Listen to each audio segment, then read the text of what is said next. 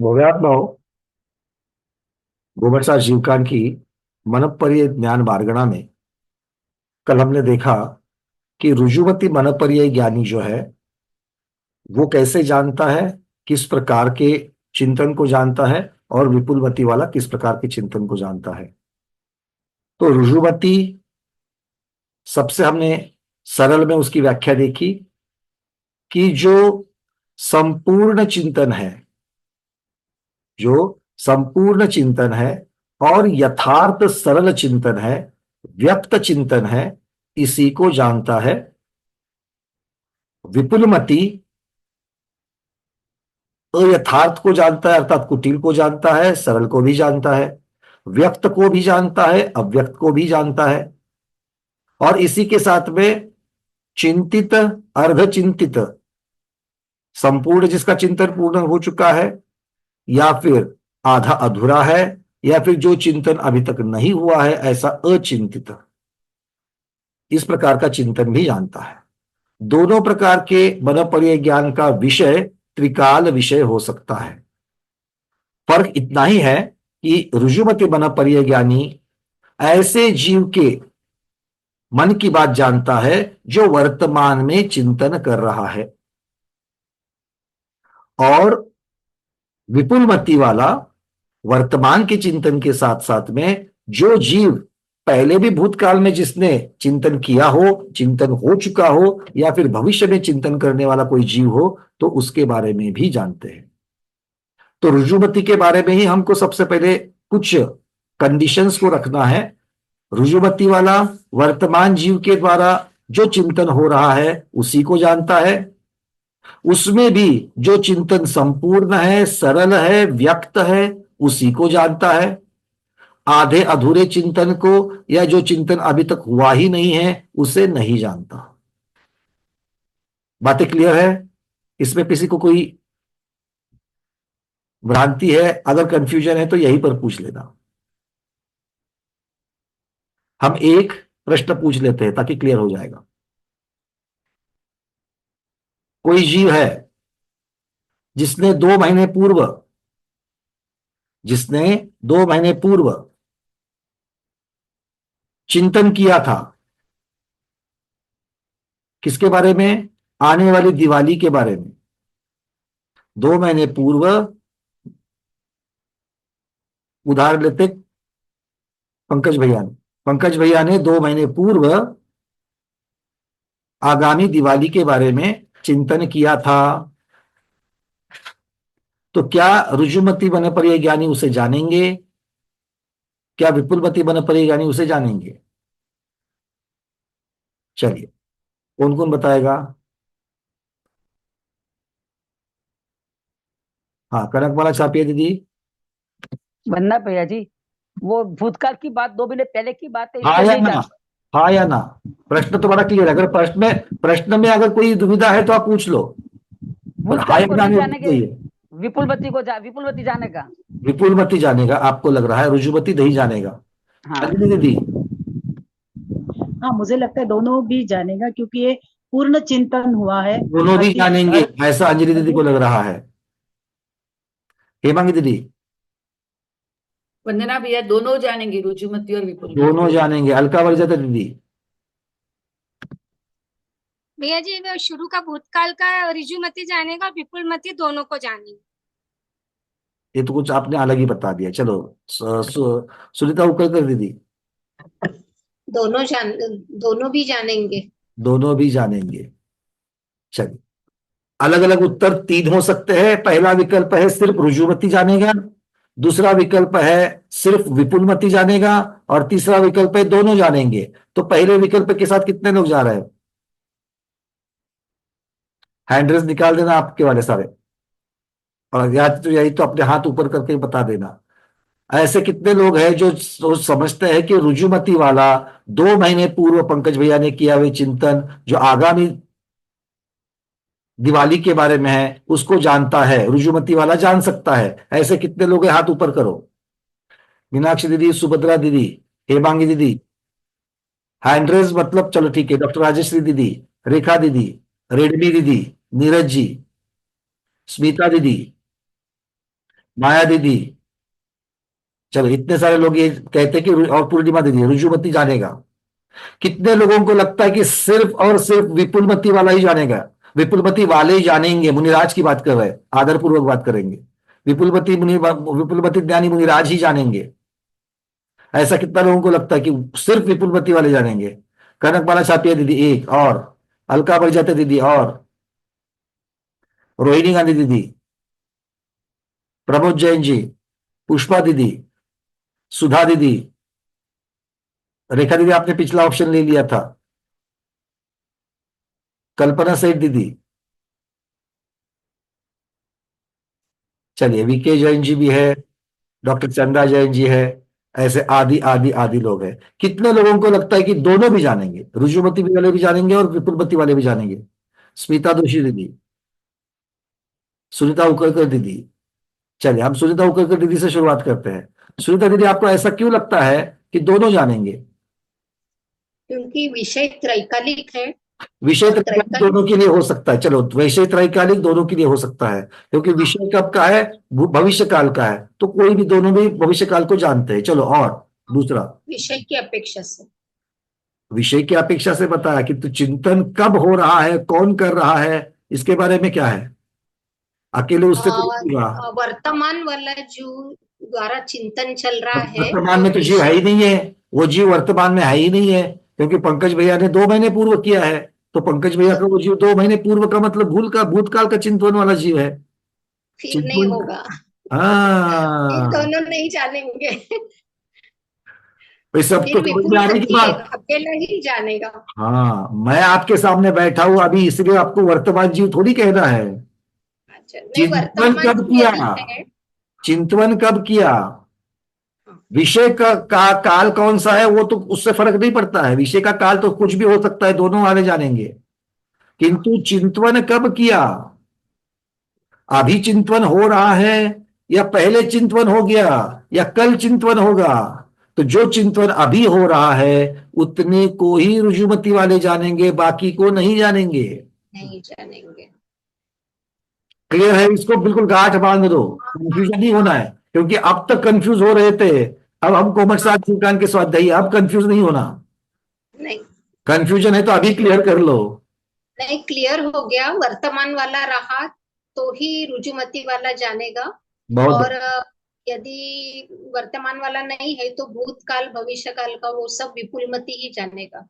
चलो अब हम पूछ लेते हैं, जो चिंतन कल होगा, जो चिंतन कल होगा किंतु वर्तमान काल का होगा, जो चिंतन कल होगा किंतु वर्तमान काल का होगा, उसे क्या रुजुमती वाले जान सकते हैं? जिनको लगता है हाँ वो हाथ ऊपर करे। अलका बरजाते दीदी, आपको लगता है हाँ? अनम्यूट करना।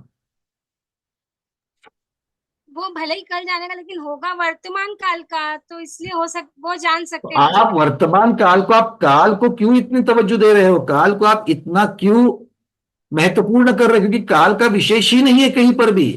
काल का विशेष तो रुजुमती और विपुलमती दोनों के लिए नहीं, वो तो दोनों तीनों काल का जानेंगे जानेंगे। तो रुजुमती या विपुलमती ये निर्णय कब होगा? या तो सरलता और कुटिलता की अपेक्षा से होगा, और चिंतन कब हो रहा है उसकी अपेक्षा से होगा। तो फिर सिर्फ विपुलमती जानेंगे क्योंकि कल होगा तो। नहीं, फिर तो नहीं, फिर तो उत्तर ही है। कितनी बार फिर तो नहीं, मतलब विपुलमती जानेंगे क्योंकि कल होगा ना, इसलिए भविष्य हाँ, काल का तो बस विपुलमती ये सही उत्तर है और ये सही तर्क है भाई। क्लियर है सबको? हाँ। चिंतन अगर अभी वर्तमान में हो रहा है और सरल है, संपूर्ण है, तो ही कौन जानेंगे?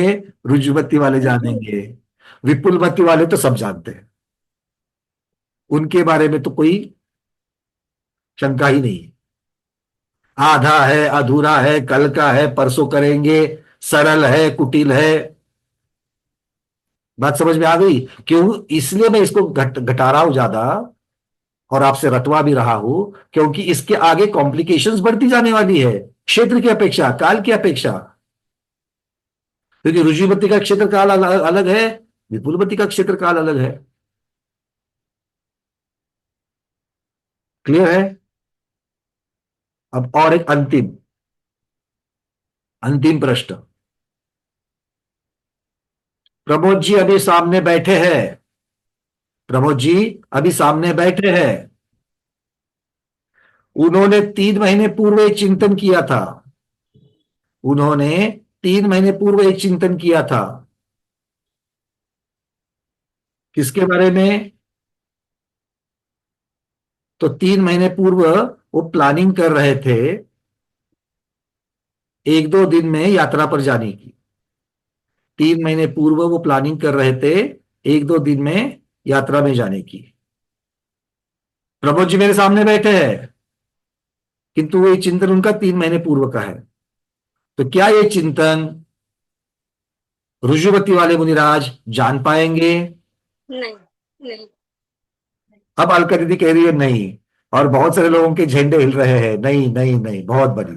अब बात समझ में आ गई? अरे प्रभु जी सामने बैठे, कोई फर्क नहीं पड़ता, चिंतन कब किया। क्लियर है? चल अब चलते आगे। अब सामने प्रमोद जी बैठे हैं, चिंतन भी कर रहे हैं, किंतु चिंतन पूरा नहीं हुआ है। ऋजुमती वाले जानेंगे क्या? नहीं जानेंगे। अगर कुटिलता है तो ऋजुमती वाले जानेंगे क्या? नहीं जानेंगे। विपुलमती वाले जानेंगे क्या? विपुलमती वाले कुछ भी जानेंगे।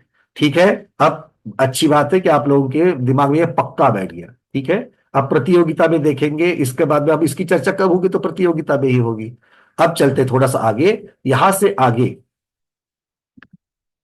आचार्य भगवान मनोपर्य ज्ञान के उत्पत्ति स्थान और द्रव्य मन के स्वरूप के बारे में बता रहे हैं। बहुत महत्वपूर्ण विषय आ रहा है, इसको ध्यान से सुनना। इसके बारे में हमारी भवो भवो से भ्रांतियां हैं, और इसीलिए हम राजवार्तिक, द्रव्य संग्रह, सर्वार्थ सिद्धि, गोमट साहब तो है ही है, इन सब ग्रंथों का अवलोकन भी थोड़ा थोड़ा करेंगे। ठीक है, अब तक सब लोग ये जानते हैं, अब तक सब लोग ये जानते हैं कि किसके मन की बात को जानना है, अपने या दूसरे के? दूसरे के मन की बात को जानना है। अगर हम अपने मन की बात को जानते हैं तो वो मति ज्ञान होगा या मनोपर्य ज्ञान होगा? सोच समझ कर उत्तर देना।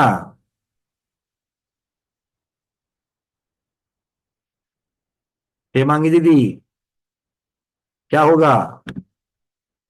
मति ज्ञान होगा भैया। पक्का? उत्तर बदलने का नहीं अभी? हाँ हाँ। ठीक है, चलो बहुत बढ़िया। अब आचार्य भगवान क्या कह रहे हैं, गाथा को देखते हैं। ठीक है, क्या है ना, पहले कंफ्यूजन क्रिएट करो फिर क्लियर करो तो अच्छा लगता है। और यहां पर क्रिएट करने की जरूरत नहीं, क्योंकि हमने तो पाल के रखा है सब लोगों ने, आपने और मैंने भी। देखते हैं क्या आचार्य भगवान कह रहे हैं, शेयर करते हैं यहां से। गाथा क्रमांक 442, 443 और 444। सौवंग अंग संभव चिन्हादुपच्यते जहा ओहि मन पज्जवम च दव्वमणादो उपज्जते नियमा होदि हिदि होदि दूदव्वमणम वियसिय अट्ठच्छदारविंदम वा अंगो वंगुदयादो मनवग्गन खंददो नियमा नो इंद्रियम तिसन्ना तस्य हवे शेष इंद्रियाणं वा वत्तत्ता भावादो मन मन पज्जम च तत्थ हवे। पहली गाथा लेते हैं 442 नंबर की। आचार्य भगवान कह रहे हैं संवंग अंग संभव चिन्हा दुपज्जते जहा ओही। जहा ओही, ओही मतलब अवधि ज्ञान। अरे मनोपर्य ज्ञान चल रहा है, अवधि ज्ञान की बात वापस। तो अवधि ज्ञान का संदर्भ दिया जा रहा है। जहां ओही, जहां अवधि ज्ञान कैसे जानता है? संवंग से। सर्वांग से जानता है, या फिर अंग संभव चिन्ह। अंग संभव, अवधि ज्ञान कहां से उपपज्यते, अवधि ज्ञान कहां से उत्पन्न होता है? या तो सर्वांग से, या फिर संभवित जो चिन्ह बने होते हैं उन चिन्हों के द्वारा अवधि ज्ञान उत्पन्न होता है। ये सबको मान्य है? मान्य है। मनपज्यवम, मन पर ये ज्ञान कहां पर उत्पन्न होता है? दौव मनादो उपपज्यते नियमा। द्रव्य मन में नियम से उत्पन्न होता है, द्रव्य मन से उत्पन्न होता है। तो सहायता किसकी ली जा रही है? सहायता किसकी ली जा रही है? द्रव्य मन की ली जा रही है। तो द्रव्य मन की सहायता अगर ली जा रही है तो ये किसका द्रव्य मन है? जानने वाले मुनिराज का, या जिसके मन की बात जानी जा रही उसका? कितने लोग ऐसा कहना चाहते कि ये सामने वाले जीव की बात है, जिसके मन की बात को जान रहे हैं? क्यों प्रमोद जी, क्या लग रहा है? हाँ जी, जो सामने वाले का द्रव्य मन है, तो उसको मेरा वहां तक पहुंचाए। ज्ञान, मेरा ज्ञान दूसरे के मन में कैसा उत्पन्न होगा? तो हमारा तो ज्ञान हम तो आत्मा से देख रहे हैं, ये जो मने पड़ेगा वो तो आत्मा से देख रहे हैं, लेकिन वहां बिल्कुल। देखो, दो चीजें हैं, सब लोग जान लेना। अवधि ज्ञान, अवधि ज्ञान कैसे जानता है? आत्मा से। आत्मा से जानता है, प्रत्यक्ष जानता है। तो फिर वहां पर चिन्हों की क्या आवश्यकता है? वहां पर चिन्हों को क्या करके लिया है अवधि ज्ञान? शंख चिन्ह है, कमल का चिन्ह है। आलंबन ले रहे हैं उसका। आलंबन मतलब क्या? उसको उत्पत्ति क्षेत्र कहा है, चिन्नाद उपज्यते। मतलब अब इसकी चर्चा करते हैं बढ़िया से। अब एक बात बताओ, हम लोग जो एक दूसरे को अभी देख रहे हैं, इस देखने की वर्ण, आकार, शब्द, ये जो हम पढ़ रहे हैं, अक्षर आदि जो पढ़ रहे हैं, इनकी निर्मिति, इस ज्ञान की निर्मिति कहां पर हो रही है? हमारे उसमें हो रही है, हमारे मतलब हमारे इंद्रियों में हो रही है पहले। बहुत बढ़िया, इंद्रियों में हो रही है। पर कौन से इंद्रिय में हो रही है? वर्ण की चर्चा करें तो चक्षु इंद्रिय में हो रही है। चक्षु या इंद्रिय कान में हो रही है क्या? नहीं, चक्षु इंद्रिय में ये उत्पत्ति स्थान हो गया। और जाना कैसे? आत्मा से। इस इंद्रियों के द्वारा आत्मा तक पहुंचा, इसलिए इंद्रियों के द्वारा जाना। तो उत्पत्ति भी हुई इंद्रियों के अंदर, जो अभ्यंतर निवृत्ति लगी हुई है ऐसे आत्म प्रदेशों में, और उन आत्म प्रदेशों से के साथ साथ में सभी आत्म प्रदेशों में उसकी उत्पत्ति हो गई। तो इंद्रियों का साधन करके उपयोग हो गया, यह मति ज्ञान हो गया। अवधि ज्ञान में उन चिन्हों का साधन करके उपयोग नहीं होता है, इस बात को ध्यान रखना। निर्मिति क्षेत्र अलग है, और आलंबन लेना, साधन लेना, सहकारिता बनना, किसी की हेल्प की साथ साथ में वो ज्ञान उत्पन्न होना, ये दो चीजें अलग है। उत्पत्ति क्षेत्र अलग है और उत्पत्ति का साधन अलग है। ये बात समझ में आ गई?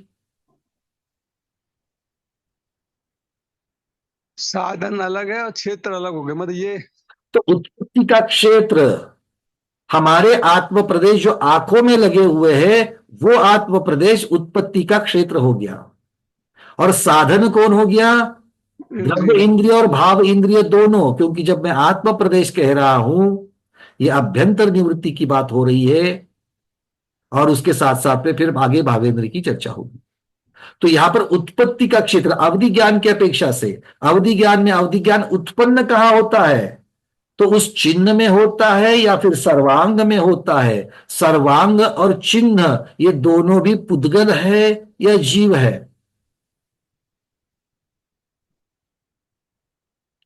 पुद्गल है या जीव है? पुद्गल है। सर्वांग भी पुद्गल है, और चिन्ह जहां पर शरीर के चिन्ह है वो भी पुद्गल है। तो पुद्गल जैसे जीव की उत्पत्ति का योनि की अपेक्षा से उत्पत्ति क्षेत्र होता है कि नहीं होता है? माता पिता का रजवीर्य पुद्गल है कि नहीं है? पुद्गल है। वो क्या प्रदान कर रहा है जीव को? उत्पन्न होने का क्षेत्र, उत्पत्ति का क्षेत्र वहां पर प्रदान कर रहा है। तो ऐसी जगह जहां पर उत्पन्न होने के लिए जगह प्रदान की जा रही है, सुविधा प्रदान की जा रही है, उत्पन्न कौन हो रहा है? जीव उत्पन्न हो रहा है। यहां पर उत्पन्न कौन हो रहा है? ज्ञान हो रहा है। और ज्ञान की उत्पत्ति के लिए जगह कौन दे रहा है? क्षेत्र कौन दे रहा है? अवधि ज्ञान में वो चिन्ह या फिर सर्वांग, और वैसे ही मन पर्यय ज्ञान में मन पर्यय ज्ञानी मुनिराज के स्वयं का द्रव्य मन। सहायता किसकी ली जा रही है? सामने वाले के मन की। बिल्कुल आपने सही कहा। साधन कौन बन रहा है? सामने वाले का मन बन रहा है। और इसीलिए हम इसको मति ज्ञान नहीं कहेंगे। वो तो उपचार से, वो तो दूसरा वाला मति ज्ञान से जान रहा है। उसे हम मन पर्यय ज्ञानी प्रत्यक्ष जान रहे हैं। किंतु उस ज्ञान की उत्पत्ति कहां हो रही है? तो उत्पत्ति का क्षेत्र है द्रव्य मन, और फिर बाद में आत्मा। क्लियर है? क्योंकि द्रव्य मन आत्मा है क्या? जैसे वहां पर सर्वांग, अवधि ज्ञान के केस में सर्वांग और चिन्ह, ये दोनों भी आत्मा थे क्या? नहीं। ज्ञान आत्मा का गुण है। ज्ञान और आत्मा अलग नहीं है। ज्ञान और जीव अलग नहीं है। गुण और गुणी है। तो गुण उत्पन्न कहां हो रहा है? उद्गल में हो रहा है। किसकी सहायता से हो रहा है? अवधि ज्ञान में तो सहायता ही नहीं है। अवधि ज्ञान में सहायता ही नहीं है, उपचार से भी सहायता नहीं है। तो वहां पर साधन कौन है? प्रत्यक्ष आत्मा। मतलब अवधि ज्ञान का उत्पत्ति क्षेत्र उद्गल रूपी संपूर्ण शरीर या फिर चिन्ह होते हैं। वैसे ही मन पर्यय ज्ञान का उत्पत्ति क्षेत्र उन स्वयं मुनिराज, मन पर्यय ज्ञानी मुनिराज के द्रव्य मन अर्थात पुद्गल रूपी शरीर है। पर शरीर का संपूर्ण भाग है क्या? नहीं, पुद्गल द्रव्य मन, ये बात। और उसमें क्या उत्पन्न हो रहा है? मन पर्यय ज्ञान उत्पन्न हो रहा है। अब ये मन पर्यय ज्ञान जो उत्पन्न होता है, वो मन पर्यय ज्ञान क्या किसी की सहायता लेता है? हां, किसी अपेक्षा से सहायता लेता है। किसकी? दूसरे के मन की, जिसके मन में चिंतन चल रहा है या जिसके चिंतन की चर्चा या जो ज्ञान है वो जानना चाहेगा। किंतु जानते कैसे है? प्रत्यक्ष आत्मा से जानते हैं। ये कनेक्शन समझ में आना चाहिए। जानते हैं दूसरे के मन की बात, जानते कैसे है? अपनी आत्मा के द्वारा। किंतु उस ज्ञान की उत्पत्ति कहां होती है? कौन से क्षेत्र में होती है? तो अपने ही द्रव्य मन के क्षेत्र में उसकी उत्पत्ति होती है। ये आचार्य भगवान नियमा शब्द लगा रहे हैं। मनपज्यवम च दौवमनादो उपपज्यते नियमा। ठीक है? आचार्य यहां स्पष्ट कह रहे हैं, मन पर्यय ज्ञान जहां पर द्रव्य मन होता है उन्हीं प्रदेशों से उत्पन्न होता है। हाँ जी प्रमोद जी। तो ऐसे जो अवध ज्ञान का आपने बताया था, थोड़ा सा चिन्हों पे मतलब वो थोड़ा सा रिपीटिशन करें, क्योंकि वो जो यहाँ से अवधि ज्ञान में दो प्रकार के अवधि ज्ञान है, भव प्रत्यय और गुण प्रत्यय। जी जी, भव प्रत्यय में नियम से सर्वांग से होता है। सर्वांग से होता है, तो ठीक है। सर्वांग में भी दो चीजों को याद रखना है। ज्ञान की उत्पत्ति सर्वांग, क्योंकि वहां पर पुद्गल की चर्चा है, और सर्वांग से जानता आत्म प्रदेशों से, जीव आत्मा से की जाता है। तो दो चीजें पुद्गल, वहां भी पुद्गल रहा, मतलब उत्पत्ति का क्षेत्र पुद्गल रहा और जानना आत्मा को रहा वहां भी। बिल्कुल सही। अब दूसरा गुण प्रत्यय में, गुण प्रत्यय में दो पॉसिबिलिटीज है, या तो सर्वांग से जानेंगे या या तो फिर नाभि के ऊपर, जो सम्यक ज्ञान की चर्चा चल रही है, नाभि के ऊपर अलग अलग प्रकार के चिन्ह है। फिर एक चिन्ह की जितनी जगह है उससे जानेंगे, दो चिन्हों की जगह है उससे जानेंगे, 4-5 चिन्हों की जगह है उससे जानेंगे, कुछ भी हो सकता है। तो जो चिन्हों के जो क्षेत्र है वो तो पुद्गल के क्षेत्र है। तो उत्पत्ति का क्षेत्र पुद्गल है, किंतु जानता जीव स्वयं है, क्योंकि वो जीव का ही गुण है। क्लियर? ठीक, आओ ठीक। चलिए, और विभंग ज्ञानियों की चर्चा भी करो, क्योंकि अवधि ज्ञान में विभंग भी आएगा।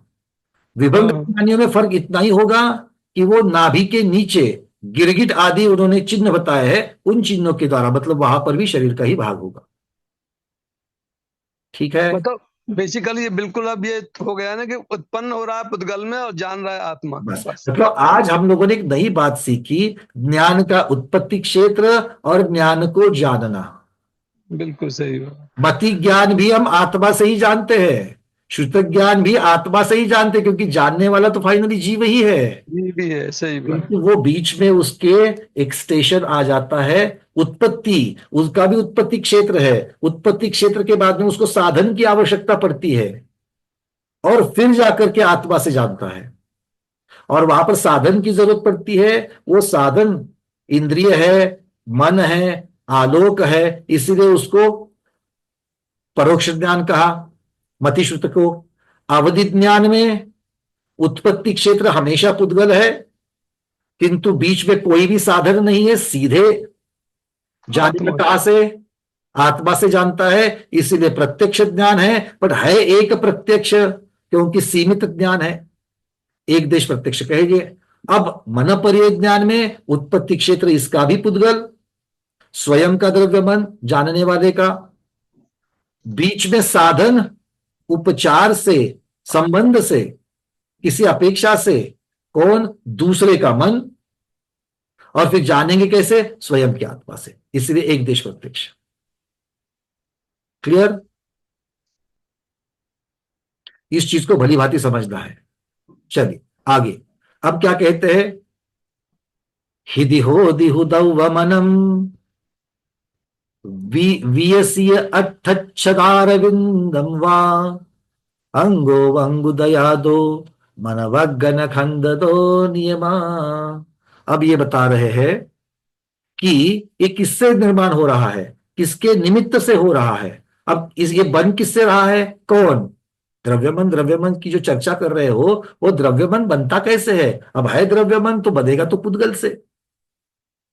तो ये बनता कैसे है? मनवगन खंददो, मनोवर्गणा के स्कंध से बनता है। मनोवर्गणा के स्कंद से बनता है। किसके निमित्त से? ये मनोवर्गणा के स्कंद से द्रव्यमन क्यों बनता है? तब कह रहे हैं अंगो वंगुदयादो, अंगोपांग नाम का जो नामकर्म है उसके उदयादो, उसके उदय की वजह से। मतलब मनोवर्गणा अपने आप द्रव्यमन नहीं बनती है। मनोवर्गणा अपने आप द्रव्यमन नहीं बनती है जब तक उस जीव के अंगोपांग नामक कर्म का उदय नहीं हो। और अंगोपांग में उसका सौज्ञीपना होने की वजह से द्रव्यमन। मतलब क्या है? मनोवर्गणा एक इंद्रिय, दो इंद्रिय, तीन इंद्रिय, चार इंद्रिय और असैनी पंचेंद्रिय, इन जीवों के आजू बाजू में है कि नहीं है? उनकी आत्मा के आजू बाजू में है कि नहीं है?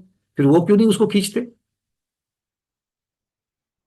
फिर वो क्यों उसे नहीं खींचते? समझ में आ रही बात है?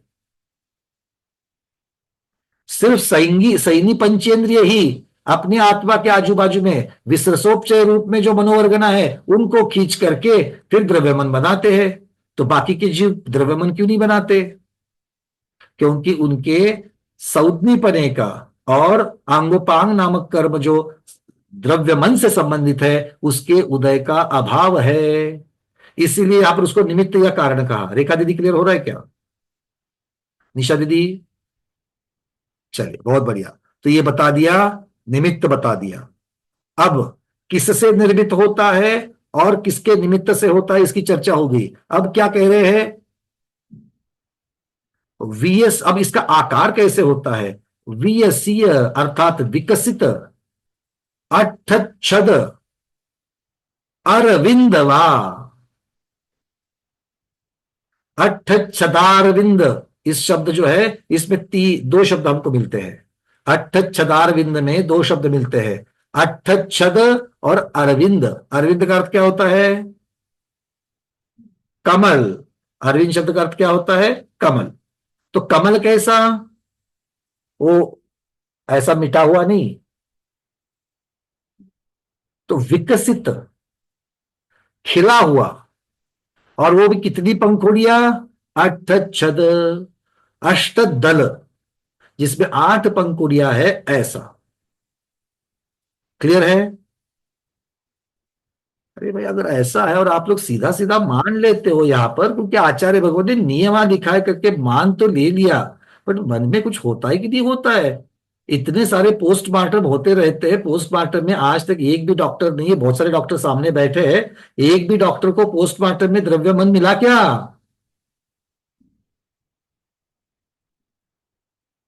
तो द्रव्यमन किधर है? क्यों नहीं दिखता? क्या वो भरतेश चक्रवर्ती के द्वारा बने हुए अकृत 72 जिनालय के जैसा है कि उसका दर्शन पंचम काल में नहीं होगा, चतुर्थ काल में होगा? ऐसा कुछ है क्या? तो क्यों द्रव्यमन दिखता क्यों नहीं है? कौन बताएगा इसका कारण? द्रव्यमन दिखता क्यों नहीं है आंखों को? बात समझ में आ रही ना? पोस्टमार्टम होने के बाद लीवर दिखता है, हार्ट दिखता है, बहुत सारी चीजें दिखती है, फिर द्रव्यमन क्यों नहीं दिखता? अच्छा, द्रव्यमन कहाँ होता है? हृदय होदी। कहां पर होता है? हृदय स्थान पर होता है। हृदय कहां होता है? यहां पर हार्ट को हृदय नहीं कह रहे। हार्ट को हृदय तो आपका मेडिकल साइंस कहता है, आगम नहीं कहता। जब आपका ये वार दुखता है, माथा, आप क्या कहते हो? हाय रे, मेरा हृदय दुख रहा है। ऐसा करते हो क्या? नहीं। उठते वक्त घुटने और कमर दर्द देता है तो हाय रे, मेरा हृदय दर्द दे रहा है। अरे बाप रे, हृदय का दर्द आएगा तो खत्म हो गई बात। ऐसा नहीं कहते। तो हृदय कहां पर है? मेडिकल साइंस थोड़ा सा लेफ्ट साइड में कहता है, आगम कहता है बीचों बीच। क्योंकि हृदय अगर हार्ट को कहते तो 8 दल की पंखुड़ी वाले तो नहीं है, और ना ही वो मनोवर्गना से बन रहा है। आपका हृदय कैसे बना है? हमारा हृदय तो मनोवर्गना से नहीं बना है। हमारा हृदय किससे बना है? निशा दीदी, हमारा हृदय किससे बना है? क्या मटेरियल है? क्या क्या मटेरियल यूज किया उधर? अष्ट धातु है, मार्बल है, क्या है? अपनी आत्मा से जुड़ा हुआ है। अरे आत्मा से जुड़ा हुआ है तो ठीक है, बट आत्मा से, आत्मा तो देखो, आत्मा प्रदेश तो बाद में आएंगे ना उसके अंदर। पहले बनेगा कैसे? वो कौन सा मटेरियल से बना है? जैसे दीवार ईंट पत्थरों से बनती है, रेती सीमेंट से बनती है, भगवान की मूर्ति मार्बल से बनती है, धातुओं से बनती है, वैसे अपना हृदय किससे बना हुआ है विजया पालिया दीदी? नौ अपना हृदय इंद्रियों किससे से। बना है? नौ इंद्रियों से। हाँ, 9 इंद्रियों से। उसे 9 इंद्रिय कहते हैं दीदी, बना किससे है?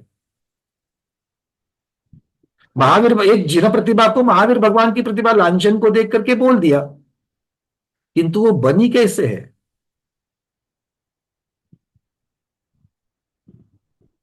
मंजू दीदी बोलिए। मनोवर्गना और पुद्गल स्कंद से। अगर हमारा हृदय मनोवर्गना से बना हुआ है तो दिखेगा क्या? क्योंकि मनोवर्गना से बना हुआ हृदय आगम वाला कहता है वो तो नहीं दिखता, और ये वाला हृदय तो दिखता, क्योंकि इसका ट्रांसप्लांट भी होता है, बंबई से पूना तक आ जाता है ग्रीन कॉरिडोर बना करके। नो कर्म वर्गना। नो कर्म वर्गना। अब नजदीक आ गए। अब थोड़ा सा उसका गोत्र भी बता दो।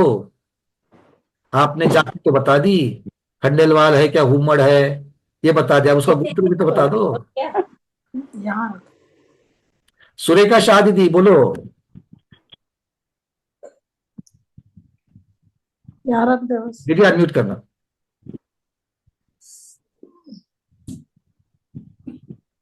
नहीं, अनम्यूट नहीं हो रहा है। चलो दूसरा कोई बता सकता है? हाँ दीदी, नहीं आवाज नहीं आ रही आपकी। कोई बात नहीं, डॉक्टर महीना दीदी बताओ। हमारा हृदय, अरे जल्दी जल्दी बोलना, ये बहुत बेसिक चीज है, ये गोबर साहब का प्रश्न ही नहीं है। आहार वर्गना से। हाँ, आहार वर्गना। आहार वर्गना से बना है। अच्छा, अब आपने आप गोत्र भी बता दिया, आप परिवार का नाम भी ले लो। नो मास कर्म को वर्गना उसको हो गई, आहार वर्गना हो गई। अरे भाई औदारिक वर्गना भी कह सकते हो, औदारिक नहीं कह वर्ग। सकते हो? एक बार आहार वर्गना कहने से 3 प्रकार की उसके अंदर ये है, तो कितना ढूंढेंगे हम उसको? क्यों मेरा काम बढ़ा रहे हो? सीधे सीधे बता दो कि भैया औदारिक वर्गना से। सब लोगों को मान्य है कि नहीं कि औदारिक वर्गना से बना है? तो औदारिक वर्गना से बना है इसलिए तो दिख रहा है, जैसे कान नाक सब कुछ औदारिक वर्गना से बना है, वैसे हृदय भी औदारिक वर्गना से बना है, इसलिए दिख रहा है। तो आचार्य भगवान कह रहे हैं कि द्रव्यमान मनोवर्गना से बना है, तो दिख क्यों नहीं रहा? ये प्रश्न है, जल्दी जल्दी बताओ, सूक्ष्म इतना समय नहीं लगाना। नीरज जी बताइए। नमस्ते आचार्य भगवान, वंदना भैया। वो दिख इसलिए नहीं रहा है क्योंकि वो हृदय के अंदर जो सूक्ष्म वर्गनाएं, तो वो अपने को ग्रसित नहीं हो पा रही है। इस अपेक्षा ले सकते हैं क्या? बहुत अच्छा है, आपने उत्तर सही बताया। अब मैं उसको आगम की भाषा में दिखाता हूं। जी भगवान। आपने बताया कि यह बड़ी सूक्ष्म वर्गना है, क्योंकि औदारिक से वैक्रयिक सूक्ष्म, वैक्रयिक से आहारक सूक्ष्म, आहारक से तेजस सूक्ष्म, तेजस से भाषा सूक्ष्म, और भाषा से भी मनोवर्गना सूक्ष्म। अब ये तो सिर्फ कार्बन वर्गना से कम है, और इसीलिए ये चाक्षुष नहीं है। मैं ये शब्द आपसे, क्योंकि सर्वात सिद्धि भी तो आपने पढ़ी है, बोलो हाँ। चाक्षुष नहीं होता मतलब चक्षु इंद्रिय से उसका अवलोकन नहीं होता। क्लियर है? और इसीलिए किसी का पोस्टमार्टम होने के बाद में उधर जाकर के मत देखना कि हृदय है कि नहीं, कोई हृदय मिलेगा, द्रव्यमन होता है, दिखेगा नहीं। ठीक है ना? चलो अच्छा, अगर मुझे द्रव्यमन देखना है तो मैं क्या करूं? मैं द्रव्यमन को कैसे देख सकता हूं संगीता दीदी? मुझे द्रव्यमन को देखना ही देखना है, कैसे देख सकता हूं?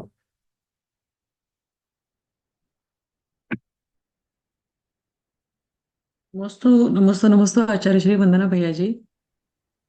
द्रव्यमान तो अपने इससे पुद्गल है तो प्रश्न पूछिए वापस भैया जी।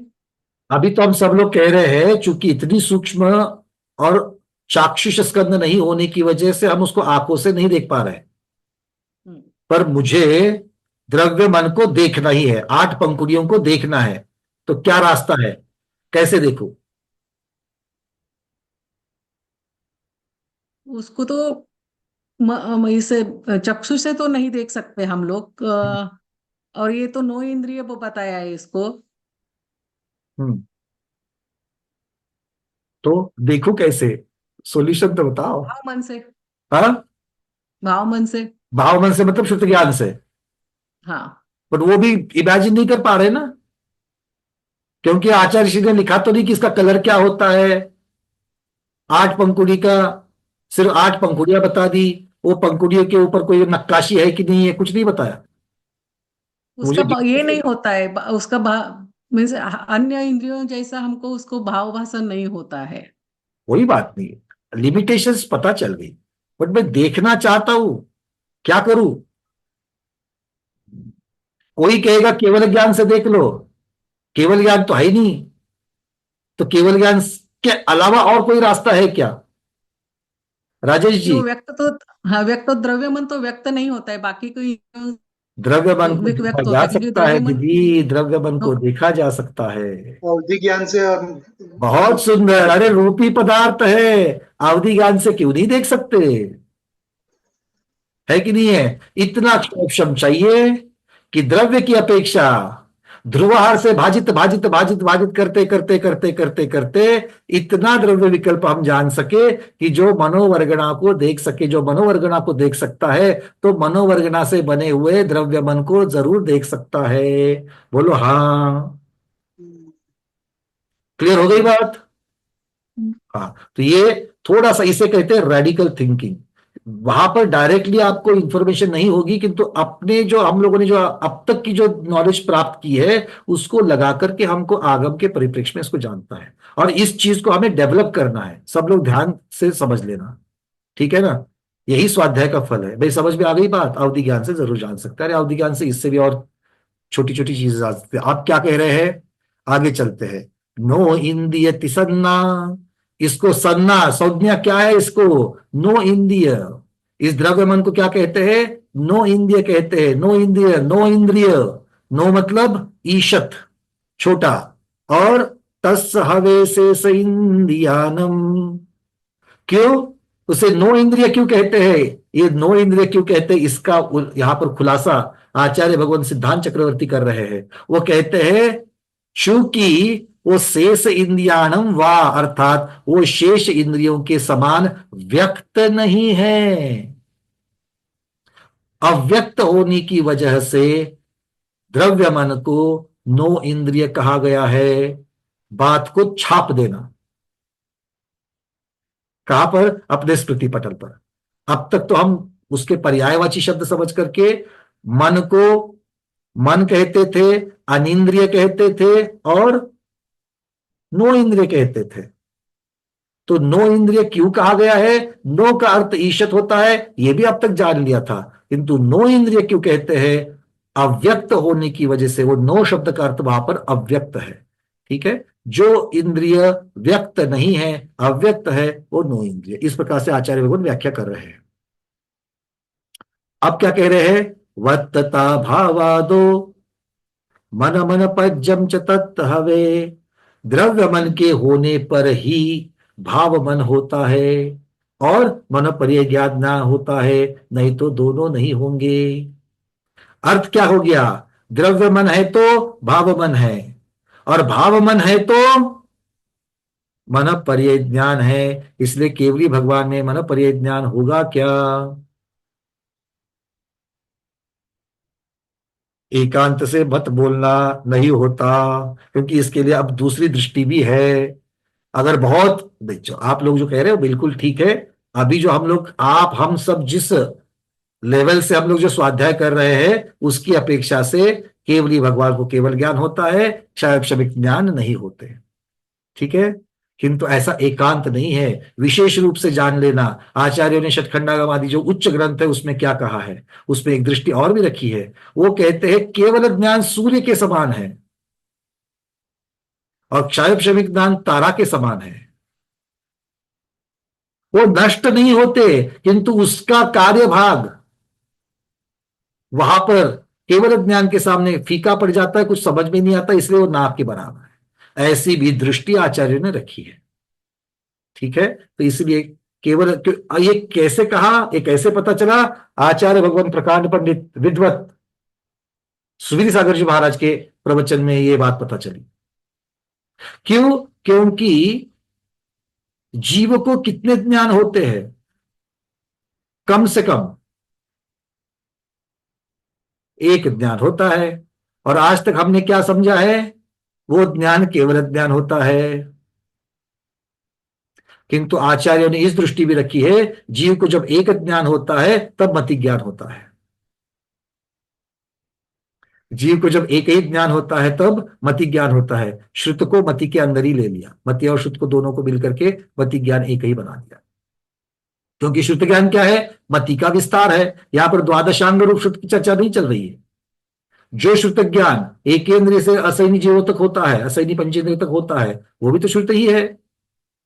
और वो जो श्रुत ज्ञान है वो मति ज्ञान का ही विस्तृत रूप है, विस्तारित रूप है, इसलिए उसको भी मति ज्ञान ही कहा गया है। तो जब जीव को एक ज्ञान होता है तब मति ज्ञान होता है। ये किसकी अपेक्षा से कहा, तो ये वही अपेक्षा है, केवल ज्ञान जब होता है तो बाकी के चारों ज्ञान होते हैं, बट वो उनका अस्तित्व अलग से दिखाई नहीं देता है, ठीक है। चलिए, ज्यादा अंदर नहीं जाना है। जितना जितना नया नया पता चलता है वो थोड़ा सा मैं इसलिए बताता हूं कि हमारे साथ ऐसे भी कुछ स्वाध्याय पड़े रहते हैं, बैठे हैं, कि जिनको ऐसे चीजों से और भी चिंतन के लिए खुराक मिल जाता है, ठीक है। चलिए आगे बढ़े, यहां तक की बातें क्लियर है। तो उत्पत्ति का स्थान स्वयं का द्रव्य मन, आकार विकसित 8 पंखुड़ी के कमल के जैसा, निमित्त अंगोपांग नामकर्म का उदय, किससे बनता है, मनोवर्गना के पुद्गल स्कंधों से बनता है। दूसरा नाम क्या है, नो इंद्रिय। नो इंद्रिय क्यों कहा, क्योंकि अव्यक्त होता है इसलिए नो इंद्रिय कहा। और इसकी निमित्त में उत्पत्ति किसकी उत्पत्ति का निमित्त भी इसमें है, भाव मन तथा मनपर्य ज्ञान, इनसे द्रव्य मन से ये चीजें बनती है, ऐसा आचार्य भगवान यहाँ पर कह रहे हैं। चलिए, इसके बारे में किसी को और कोई शंका है क्या? क्योंकि जिज्ञासाकार यहाँ पर किस प्रकार से इस विषय को रख रहा है, उस विषय की तरफ हम चलेंगे।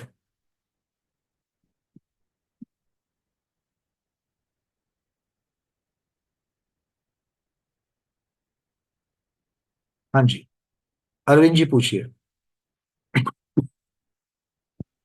वरना भी ये द्रव्य मन है जो कारण हुआ इसका मतलब, और भाव मन कार्य हुआ।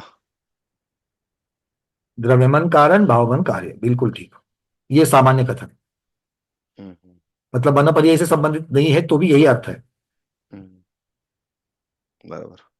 पर द्रव्य मन कारण और भाव मन कार्य, कभी कभी कारण उत्पन्न होता है किंतु कार्य उत्पन्न होवे ही ये जरूरी नहीं है। कारण उत्पन्न होता है किंतु कार्य उत्पन्न होवे ये जरूरी नहीं है, किंतु जब कार्य उत्पन्न होता है तब कारण होता ही होता है। माता पिता है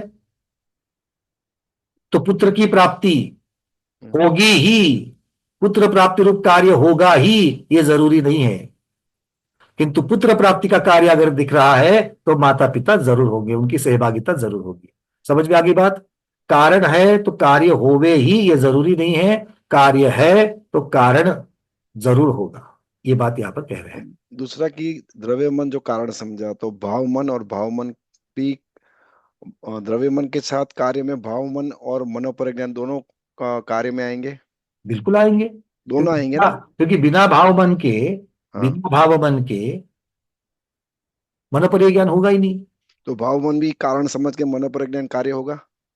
वैसे भी आप कर सकते हो, बिल्कुल हो सकता है। ठीक है, ठीक है, चलिए। और इसीलिए तो केवली भगवान में अकेला द्रव्य मन है, भाव मन नहीं और मनोपर्य ज्ञान भी नहीं। इस प्रकार से भी आप उसको एक कथनचित अपेक्षा से उसको सिद्ध कर सकते हो। चलिए, नीरज जी। नमस्कार आचार्य भगवान, वंदना भैया। जैसे इसमें अष्टपंखुड़ी का जो कमल बताया है वो सेंटर में बताया गया है, तो बहुत सी जगह ध्यान विधि के अंदर 4 पंखुड़ी का कमल भी बताया जाता है, उसको किस तरह पकड़ना होगा फिर? नहीं नहीं, वो जो भगवान की जिन प्रतिभा के ऊपर जो 4 पंखुड़ी का एक चिन्ह रहता है उसे वत्स चिन्ह कहते हैं। नहीं, उसकी बात नहीं कर रहा हूं मैं। हाँ, मैं तो जो अपने ध्यान करने के अंदर जो 4 पंखुड़ी का कमल बताया जाता है उसको किस तरह ध्यान, अच्छा, ध्यान के लिए साधन करके जो बताया जाता है वो बात अलग है, क्योंकि आप उसकी करनी का, जैसे पंच परमेष्टि के 5 अक्षर है, अ सी आ उ सा, तो अ को कर्णिका पर लिखते हो, सी को ऊपर लिखते हो सिद्ध भगवान का, आ उ सा, इस प्रकार से 4 पंखुड़ी और कर्णिका। ये ध्यान करने के लिए कुछ साधन रूप कमल बताए गए, वो बात, वो चर्चा अलग है। यहाँ पर मन जो साक्षात होता है उसकी चर्चा है। जी जी, यही पूछना था वन्ना भाई। वो ध्यान की अपेक्षा से साधन रूप एक इमेजिनरी है वो चीज। संगीता दीदी, फिर विजया दीदी। प्रभु जी, आपका भी प्रश्न है? अच्छा ठीक है, इसको हैंड रेस को निकाल देते हैं, पूछिए। सर, ये मनोपर्यज्ञान है तो अपने और पर के इंद्रिय और मनोवचन काय के सापेक्षता से उपजता है, ऐसा है बोला है। मीन्स अपना भी उसमें मनोवचन काय और इंद्रिय ये भी उधर रीजन है। अभी इस चीज का खुलासा करना बाकी है, क्योंकि वो हमारे कंफ्यूजन में ऐड होने वाला है। रुजुमती की अपेक्षा, किसी अपेक्षा से मन की सहायता बताई है, विपुलमति के लिए नहीं। और वो तो अपना भी जो अपने क्वेश्चन पूछा कि मनोवर्गना, तो वो मनोवर्गना सूक्ष्म है, इसीलिए तो फिर अवधि ज्ञान जानता है, ऐसा वो अपने जो अवधि ज्ञान। प्रश्न ये था कि हम आंखों से चर्चा कर रहे थे, तो आंखों से नहीं दिखता है, क्योंकि मनोवर्गना चाक्षुष नहीं है, मनोवर्गना के सदृश चाक्षुष नहीं है, इसीलिए आंखों से नहीं देख सकते। तो दूसरा रास्ता क्या है? या तो केवल ज्ञान, नहीं तो फिर अवधि ज्ञान। और अवधि ज्ञान में उतना क्षेत्र होना चाहिए ताकि उतना जाकर के देखे। क्यों? क्योंकि जगन्य देशावधि अगर किसी को हो जाएगा तो वो तो फिर क्या देखेंगे? औदारिक शरीर को देख पाएंगे, उससे कम नहीं देख पाएंगे। तो इसीलिए वो अवधि ज्ञान होने पर भी उतना क्षेत्र, मतलब मध्यम देशावधि तो होना ही होना है। ठीक है, सूक्ष्मता से कितना जानता है वो हिसाब से आपको सूक्ष्मता की अपेक्षा से 17वां 16वां 17वां कांडक, जो 15वां कांडक या कांडक, 13वां हाँ। कांडक कुछ तो है, वो जो भी कांडक रहेगा वो आएगा उसमें। कार्बन वर्गना के पहला वाला जो भी आता है कार्बन ध्रुवांश से वर्गना आता का है, तो कार्बन वर्गना तो अंतिम कांडक में आ जाएगी, उस अंतिम है। पहले वाले जो कांडक बताए उन्होंने वहां पर, राइट। मतलब Thank you, भैया। वेशावधि में ही आ जाएगी। हम्म। चलिए विजय दीदी। वो अंतिम पॉइंट जो है छठवा, वो जरा रिपीट करना है, समझ में नहीं आया। कौन सा वाला फिर से बोलिए, कौन सा समझ में नहीं आया? निमित्त से उत्पत्ति जो छठा पॉइंट है ना, द्रव्यमन से, द्रव्यमन के निमित्त से किस किस चीज की उत्पत्ति होती है? द्रव्यमन के निमित्त से भावमन की उत्पत्ति होती है, ये सामान्य कथन, और मनोपर्य ज्ञान की भी उत्पत्ति होती है, ये विशेष कथन। ठीक है, ठीक है। चलिए सुनीता दीदी। वंदना भैया जी, मेरा प्रश्न वो अर्ध चिंतित और अचिंतित से है, उन्हें अनध्याय कहा है, तो वो थोड़ा स्पष्ट जानना चाहती हूँ। बहुत जगह पर अर्धचिंतित को वर्तमान काल से वर्तमान काल का चिंतन ऐसा जोड़ा गया है। केशववर्णी जी की टीका में भी इस प्रकार से किया है, किंतु अगर उस अर्थ को लेंगे तो थोड़ी सी भ्रांति उत्पन्न होती है, क्योंकि जैसे अगर मान लो आपको प्रश्न पूछा जाएगा 32 को 14 से मल्टीप्लाई करके उत्तर बताइए, क्या प्रश्न पूछा? 32 को 14 से गुणाकार करके उत्तर बताइए, और 2 सेकंड के बाद फिर पूछा क्या हुआ उत्तर, तो आप क्या कहेंगे? भैया रुको सोच रहे हैं, भैया रुको सोच रहे हैं। मतलब आपका चिंतन अभी चल रहा है कि नहीं चल रहा है? वर्तमान में ही चल रहा है, अभी आपका चिंतन चल रहा है कि नहीं चल रहा है? चल रहा है, पर क्या वो पूरा है? नहीं, वो अर्धचिंतित है, वो अधूरा है। भले वर्तमान में चल रहा है किंतु अधूरा है, अर्धचिंतित है। रुजुमती वाले ये नहीं जानेंगे। अगर मैं इसको सीधा सीधा वर्तमान से जोड़ दूं, अगर इसको मैं सीधे सीधे वर्तमान से जोड़ दूं, तो रुजुमती वाले वर्तमान को तो जानते हैं, तो फिर अर्धचिंतित को भी जानना पड़ेगा। और इसीलिए जो उच्च ग्रंथ है, उन उच्च ग्रंथों में खुलासा किया गया है कि ये अर्धचिंतित को नहीं जानेंगे, मतलब आधे अधूरे को नहीं जानेंगे। तो अर्धचिंतित में मेरे पास 2 चीजें होती है। अर्धचिंतित में किसी विवक्षित समय की अपेक्षा से कुछ चिंतन पूर्ण हो चुका है और कुछ चिंतन अधूरा है। तो जो चिंतन पूर्ण हो चुका है उसको तो जानेंगे, किंतु जो चिंतन पूर्ण नहीं हुआ है, अधूरा है, उसको नहीं जानेंगे रुजुमती वाले। नहीं, ये तो समझ में आ गया, लेकिन अनध्यवसाय वहां कैसे घटित करेंगे? यानी अनध्यवसाय, अनध्यवसाय मतलब जो संपूर्ण नहीं है उसकी अपेक्षा से अनध्यवसाय कहा गया है। अच्छा, जो संपूर्ण नहीं है उस अपेक्षा से, उस अपेक्षा से उसको अनध्यवसाय कहा। हम अन्य जगह पे जो लगाते हैं वो नहीं लगाना है, यानी होगा होगा जो भी होगा। देखो छठमस्त के ज्ञान को आप अनध्यवसाय कहोगे कि नहीं कहोगे? हाँ। वो क्यों कहोगे? ज्ञानी तो है। श्रुतकेवली, श्रुतकेवली ज्ञानी है कि नहीं है? अरे श्रुतकेवली के बिना तो श्रुत ज्ञान में और कौन ज्ञानी है? पर अनध्यवसाय से देखा जाए तो ज्ञान अनध्यवसाय है कि नहीं है? क्यों? केवल ज्ञान की तुलना में अनध्यवसाय, अज्ञान छद्मस्त बना। ठीक है, इसी अपेक्षा से लेना है उसको। हाँ, इसी अपेक्षा से, बिल्कुल।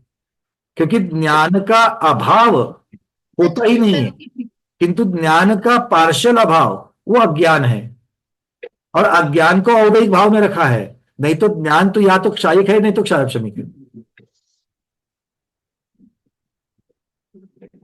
ठीक है, चलिए और कोई प्रश्न किसी का? सबको क्लियर है? चलते अगली। हाँ जी दीदी। वंदना भैया, एक वाचण्यात आलेला वाक्य विचारते, त्याचा अर्थ मला नाही कळला। मनकृत अर्थ के विज्ञान से अनिवर्तित और स्थिर रहने वाला मति विपुल मति है। फिर से बोलो एक शब्द को लेकर के। मनकृत अर्थ के विज्ञान से मनभूत, अनिवर्तित, ओके, हाँ, मनभूत मतलब मन के अंदर जो अर्थ है वो विषय है उसकी अपेक्षा से, और वही स्थिर रहने वाली मति विपुल मति कहलाती है। वही स्थिर रहने वाली मति विपुल मति कहलाती है।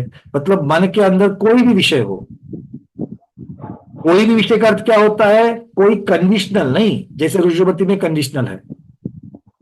तो विपुलमती कौन किसे जानता है? मन के अंदर जो विषय चिंतित किया जा रहा है, किसी भी प्रकार का हो, आधा अधूरा, भूतकाल, वर्तमान, भविष्य का, अभी सोचा हुआ, पहले सोचा हुआ, नहीं सोचा हुआ, कुछ भी हो, तो उसे जानने वाला वो विपुलमती।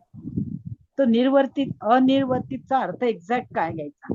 आप मुझे व्हाट्सएप पर भेज दो, मुझे देख करके शब्दों की अपेक्षा से देखना पड़ेगा, पूरा पैराग्राफ डाल देता हूँ उसको, ठीक है? चलिए, क्योंकि अपना हिंदी जितनी हम लोगों ने स्कूल में पढ़ी है उतनी ही हिंदी को जानते हैं। हिंदी और बहुत विशाल है। और वो बचपन में जो हिंदी की एग्जाम दी थी ना, वो क्या प्रज्ञा और लेवल 1 लेवल 2 और कुछ कुछ कुछ कुछ दिया था, वो कोई कब का भूल चुके सब। अनुपमा दीदी बोलो। द्रव्य म्हणला फक्त अवधी ज्ञानच जाणतं का मनपर्य ज्ञान पण जाणतात? मनपर्य ज्ञान द्रव्यमान, हा, द्रव्य फक्त अवधी ज्ञानीच जाणतात का? देखो, अगर अवधि ज्ञान से जिन्होंने द्रव्य मन को देखा, जाना, और उसके बाद में अब वो मति ज्ञान के द्वारा उसका चिंतन कर रहे हैं, मति ज्ञान के द्वारा वो चिंतन कर रहे हैं, और ऐसे चिंतन को अगर मन पर ज्ञानी देखते हैं फिर जान जाएंगे। ठीक है, नहीं तो नहीं जाने। चलिए, यहां पर एक प्रश्न उठा है कि जिस प्रकार अवधि ज्ञानावरण कर्म के क्षयोक्षम गत जीव प्रदेशों के संस्थान का अर्थात शंख आदि चिन्हों का कथन किया है, उसी प्रकार मन पर्याय ज्ञानावरण कर्म के क्षयोक्षम के अंतर्गत जो जीव प्रदेश है उनके संस्थान का कथन क्यों नहीं करते? जैसे अवधि ज्ञान चिन्हों के द्वारा उत्पन्न होता है तो उसका आकार वगैरह बताया, यहां पर क्यों नहीं? तो आचार्य कह रहे हैं कि नहीं, मन पर्य ज्ञानावरण कर्म का क्षयोक्षम कहां उत्पन्न होता है? तो विकसित 8 पंकुड़ी के कमल जैसे आकार वाले द्रव्य मन प्रदेशों में उत्पन्न होता है। इसीलिए इसका पृथकभूत अलग से कोई भी आकार नहीं बताया गया है। मन अर्थात मति ज्ञान के द्वारा, मानस को अर्थात मनोवर्गणा के स्कंदों से निष्पन्न हुई जो 9 इंद्रिय है उसको ग्रहण करके पश्चात मन पर्य ज्ञान के द्वारा जानता है। मतलब ज्ञान द्रव्य मन में उत्पन्न होगा और फिर आत्मा से जाना जाएगा। मन पर्य ज्ञानी कैसे जानेंगे? दूसरे के मन में जो चिंतवन चल रहा है वो चिंतवन उनके मन के अंतर्गत वो मन पर्य ज्ञान उत्पन्न होगा और फिर उसके द्वारा आत्मा के द्वारा उसको वो उस विषय को जानेंगे। कहते हैं कि 9 इंद्रिय अतीन्द्रिय है, उसका मति ज्ञान के द्वारा ग्रहण कैसे होता है? तो कहते कि नहीं, इहा रूप लिंग के अवलंबन के बल से अतीन्द्रिय अर्थों में भी मति ज्ञान की प्रवृत्ति देखी जाती है, क्योंकि अवग्रह, इहा, अवाय और धारणा ये 4 प्रकार होते हैं। तो उसमें इहा में क्या होता है? जानने की जिज्ञासा। तो ये जिज्ञासा रूप जो इहा ज्ञान होता है वो मति ज्ञान का ही भाग है, वहां पर मति ज्ञान की प्रवृत्ति देखी जाती है। इसीलिए आचार्य भगवान यहां पर कह रहे हैं कि मन अर्थात मति ज्ञान के द्वारा मति ज्ञान के विषय को ग्रहण करके फिर मन पर्य ज्ञान प्रवृत्त होता है। ठीक है, अवधि ज्ञान और मन पर्य ज्ञान सौद्धी जीवों के ही होता है। मन के भी 2 प्रकार होते हैं, द्रव्य मन और भाव मन। तो उसमें से द्रव्य मन से जो वीर्यांतराय कर्म और 9 इंद्रियावरण अर्थात मति ज्ञानावरण कर्म के क्षयक्षम रूप जो आत्मा में विशुद्धि उत्पन्न होती है वो भाव मन कहलाता है। तो बात यही कह रहे हैं, अलग अलग तरीके से शंका समाधान किया जा रहा है। अब जीव के नवीन भव को धारण करने के समय ही भावेंद्रिय की तरह भाव मन का भी सत्व पाया जाता है। मतलब अभी तक पर्याप्तियां पूरी नहीं हुई है, अभी तक पर्याप्तियां पूर्ण नहीं हुई है, तो भाव मन है कि नहीं है? है। अच्छा, क्या बोलते देखिए यहां पर, प्रश्न पूछा जा रहा है कि जीव के नवीन भव को धारण करने के समय भावेंद्रियों की तरह इंद्रिया जैसे भाव इंद्रियों का स्वरूप क्या कहा है? कर्म के क्षयक्षम की अपेक्षा से भाव इंद्रिय कही गई, और वो कैसे पर्याप्ति के पहले भी अपर्याप्त अवस्था में भी होती है। तो वो कह रहे हैं वैसे ही भाव मन क्यों नहीं बताया गया कि जिसकी वजह से अपर्याप्त काल में जैसे भावेंद्रियों का सद्भाव अस्तित्व कहा जाता है, उसी प्रकार अपर्याप्त काल में भाव मन का सद्भाव क्यों नहीं कहा गया, अस्तित्व क्यों नहीं कहा गया? तब आचार्य भगवान उत्तर दे रहे हैं, बाह्य इंद्रियों के द्वारा जिसके द्रव्य मन ग्रहण नहीं होता, बाह्य इंद्रियों के द्वारा जिसके द्रव्य मन ग्रहण नहीं होता, ऐसे भाव मन का अपर्याप्त रूप अवस्था में अस्तित्व स्वीकार कर लेने पर जिसका निरूपण विद्यमान है, ऐसे द्रव्य मन के असत्व का प्रसंग आ जाएगा। मतलब क्या होगा? अगर आप पहले से भाव मन को उसका अस्तित्व मानोगे अपर्याप्त काल में, तो अर्थ क्या होगा? द्रव्य मन बनने से पहले ही भाव मन है, ऐसा अर्थ निकल आएगा। क्योंकि भाव मन कैसे बनता है? तो द्रव्यमन और मन पर्याप्ति के द्वारा मनोवर्गना को लेकर के द्रव्यमन बनेगा पर्याप्त काल में, और जब द्रव्यमन बन जाएगा तब उसमें फिर भाव मन की उत्पत्ति हो जाएगी। तो ये क्रम होने की वजह से, साक्षात एक क्रम होने की वजह से उल्टा अर्थात अपर्याप्त काल में भाव मन की उत्पत्ति या अस्तित्व नहीं मान सकते हैं। चलिए, जिस प्रकार शेष इंद्रियों का बाह्य इंद्रियों से ग्रहण होता है उस प्रकार मन का नहीं होता, इसीलिए मन को इंद्र का लिंग अर्थात इंद्रिय नहीं कह सकते। शेष इंद्रियों का बाह्य इंद्रियों के द्वारा ग्रहण होता है कि नहीं होता है? चक्षु इंद्रिय का ग्रहण अर्थात उसको जानना बाकी इंद्रियों से जान सकते कि नहीं जान सकते हैं? चक्षु इंद्रिय को जान सकते हैं।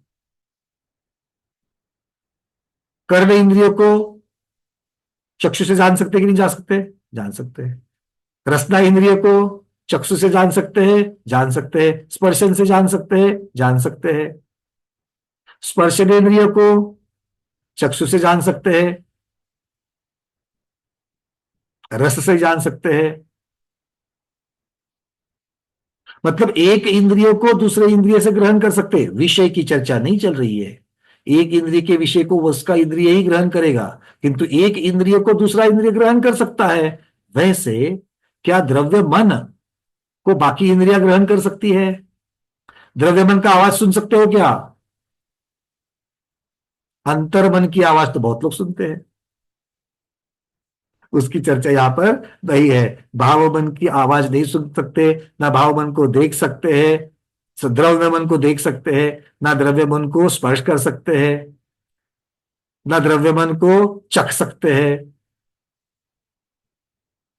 तो इसीलिए द्रव्य मन का बाकी इंद्रिय के द्वारा ग्रहण नहीं होता है, उसकी अव्यक्तता है, और इसीलिए आचार्य भगवान उसे इंद्रिय नहीं मानते हैं, उसे नो इंद्रिय मानते हैं। क्लियर है भैया? मानने दीजिए, हमें कोई फर्क नहीं पड़ता, 3:30 बजने के लिए आ गए हैं। अब कितना हमारे ऊपर आप कैसी कैसी चीजें, भैया ये सब जो चर्चाएं आती है ना, ये उच्च ग्रंथों में चर्चा आई है, इसलिए इनकी भी चर्चा करना बहुत महत्वपूर्ण है। इसके आगे जो है वो वर्णन शुरू हो जाएगा, मन परे ज्ञान किससे होता है, मन परे ज्ञान की स्वामी कौन है, इसकी चर्चा शुरुआत होगी। तो 5-7 मिनट और है। किसी का प्रश्न है क्या कोई अब तक का जो पढ़ाई हुई उसके ऊपर?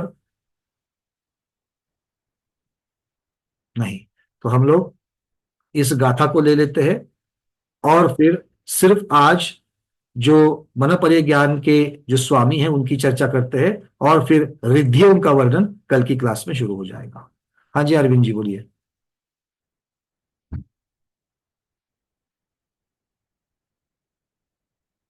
वन्ना भैया जी, ये मन को इंद्र इंद्र मतलब आत्मा का चिन्ह नहीं जान सकते, नहीं कह सकते हैं। तो जो द्रव्य मन है वो वैसे तो आत्मा से तो जुड़ा हुआ ही है ना। हाँ, बट यहाँ पर चिन्ह की चर्चा चल रही है। इंद्रिय शब्द कैसे बना? हाँ, तो इंद्र से बना। इंद्र किसे कहते हैं?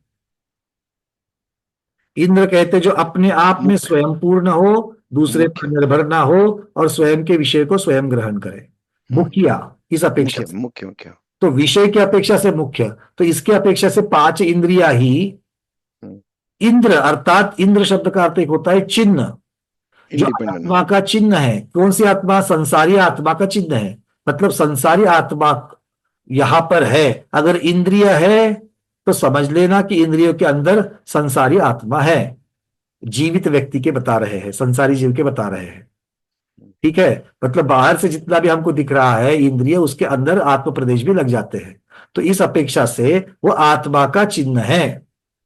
अब आप कहोगे कि द्रव्यमन भी तो आत्मा का चिन्ह है, उसके अंदर भी तो द्रव्यमन के अंदर भी आत्मा के प्रदेश लगे होते हैं, तो उसे क्यों नहीं कहा? तो वो इसलिए नहीं कहा गया कि इंद्र का ग्रहण बाकी के द्वारा होता है। ऐसा होता है क्या कि सौदर्भ इंद्र को ईशान इंद्र नहीं जानते, सौदर्भ इंद्र को अच्युतेंद्र नहीं जानते?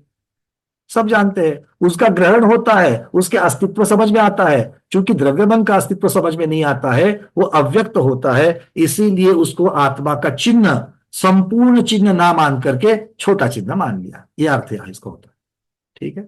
चलिए अगली गाथा, बस गाथा को ले लेते हैं। मन पज्जवम चढ़ाणम सत्त सुविरदेशु सत्त एडीणम एगादिजुदेशु हवे वड्ढंत विसि वड्ढंत विसिट्ठ चरणेषु। मन पज्जवम चढ़ाणम, मन पर ये ज्ञान क्या है? सत्तसु विरदेशु सत्त इड्ढीणम। पहला है सत्तसु, अर्थात 7 गुणस्थान वाले।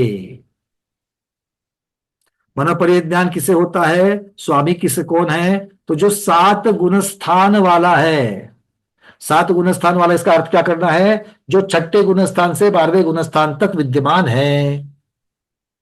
7 गुणस्थान होते, 6ठा, 7वां, 8वां, 9वां, 10वां, 11वां, 12वां, तो ये 7 गुणस्थान हो जाते हैं। तो इन 7 गुणस्थानों में जो उपस्थित है उन्हें मन परिज्ञान हो सकता है। 6ठे के नीचे मन परिज्ञान नहीं होगा, 12वें के ऊपर मन परिज्ञान नहीं होगा। आगे विरदेशु, अर्थात संयमी होने चाहिए, महाव्रती होने चाहिए। तीसरा सत्त इड्ढीणम, इड्ढी रिद्धि, रिद्धि मतलब 7 प्रकार की रिद्धियां। उन 7 प्रकार की रिद्धि में कम से कम किसी एक प्रकार की रिद्धि से युक्त होने ही चाहिए। एक से ज्यादा है तो भी चलेगा, बट कम से कम एक रिद्धि से तो युक्त होने चाहिए। आगे क्या होना चाहिए? वड्ढंत विशिष्ट चरणेषु, अर्थात वर्धमान और विशिष्ट चारित्र को धारण करने वाले होने चाहिए। तो संयमी होकर के नहीं चलेगा, संयम के साथ साथ में वर्धमान चारित्र चाहिए। विशिष्ट चारित्र का अर्थ क्या होता है? ऐसा चारित्र जो मन परिज्ञानावरण कर्म का क्षयक्षम कर सके, इसीलिए उसको विशिष्ट शब्द आ गया, ठीक है। तो स्वामी कौन है? जो 6ठे गुणस्थान से 12वें गुणस्थान तक महामुनिराज है। वो महामुनिराज संयम के साथ में विशिष्ट इस प्रकार की विशुद्धि के साथ हो कि जो विशुद्धि मन परिज्ञानावरण कर्म का क्षयक्षम करने के लिए पात्र हो। उसी के साथ में उन्हें एक से ज्यादा, कम से कम एक ज्यादा 7 प्रकार की रिद्धियां अगर है और वो वर्धमान चारित्र वाले हैं, तो ही उससे ऐसे जीव को मन परिज्ञान होता है, नहीं तो मन परिज्ञान नहीं होता। ठीक है, एक अंतिम प्रश्न ले लेते हैं। अलका दीदी पूछिए। वंदना भैया जी। भैया यदि अपन को ध्यान जब करते हैं और वो बोलते हैं कि आप उस 8 पंखुड़ियों वाला एक मनपति, मतलब एक कमल देखिए जहाँ पर, तो उसका कोई फोटो है क्या, कोई पिक्चर्स है क्या जो अपन उसको ध्यान में ला सकते हैं? कमल के जैसा कमल, उसको 8 पाखुड़ियां लगा दा, 4 दिशा में, 4 विदिशाओं में, हो गया। नहीं, पर उसको आपको किस स्थान पर ध्यान करना रहता है, तो थोड़ा सा वो अलग अलग प्रकार का है। ज्ञानार्णव ग्रंथ में मिल जाएगा, कार्तिकेय अनुप्रेक्षा ग्रंथ में भी इसका बहुत अच्छी तरीके से वर्णन आया है। और थोड़ा सा वर्णन हमने ध्यान के प्रकरण में किया था, थोड़ा सा, ज्यादा नहीं, गुणस्थान प्ररूपणा के अंत में दिया गया है। ठीक है, गुणस्थान और ध्यान की चर्चा जहां पर की है, वहां पर धर्म ध्यान के प्रकरण में थोड़ी सी चर्चा इसकी भी की गई है, आप देख लेना, पदस्थ ध्यान के वगैरह। किंतु इसका ज्यादा वर्णन आपको कार्तिकेय अनुप्रेक्षा की धर्मानुप्रेक्षा करके जो भाग है उसमें, या फिर ज्ञानार्णव ग्रंथ में मिल जाएगा। नीरज जी। नमोस्तु आचार्य भगवान, वंदना भैया। तो ये 7 गुण स्थान से आगे वाले, जैसे छठे से आगे, छठे से आगे 12वें गुण स्थान तक जो 7 गुण स्थान बताए गए हैं, तो इसके अंदर वर्तमान चरित्र तो मिल जाता है, लेकिन इसके अंदर जो रिद्धि किससे युक्त बताया गया है उसको कैसे पकड़ना होगा फिर? रिद्धि लब्धि रूप होनी चाहिए, रिद्धि का प्रयोग करे जरूरी नहीं है, रिद्धि लब्धि रूप होनी चाहिए। नहीं तो उसका तो किसी अपेक्षा ज्ञान ही नहीं हो पाता है रिद्धि का तो। नहीं, रिद्धिया तो होती है, क्यों नहीं होती, उसका उपयोग नहीं करेंगे, रिद्धिया तो बीच में प्रकट हो जाती है। नहीं, अपने को ज्ञान नहीं हो पाता ना, मैं ये बोल रहा हूँ। ज्ञान नहीं होता है ये बात अलग है, किंतु रिद्धिया आप में है तो ये आपकी पात्रता हो गई। बहुत सारी चीजों का चिंतन करने के पश्चात हम उसका उत्तर दे पाते हैं, तब तक हमें पता ही नहीं होता कि इस प्रश्न का उत्तर हमें मालूम है कि नहीं है, फिर भी वो सुधार देखा ज्ञान की जाता है तो। वृत्ति में है वो।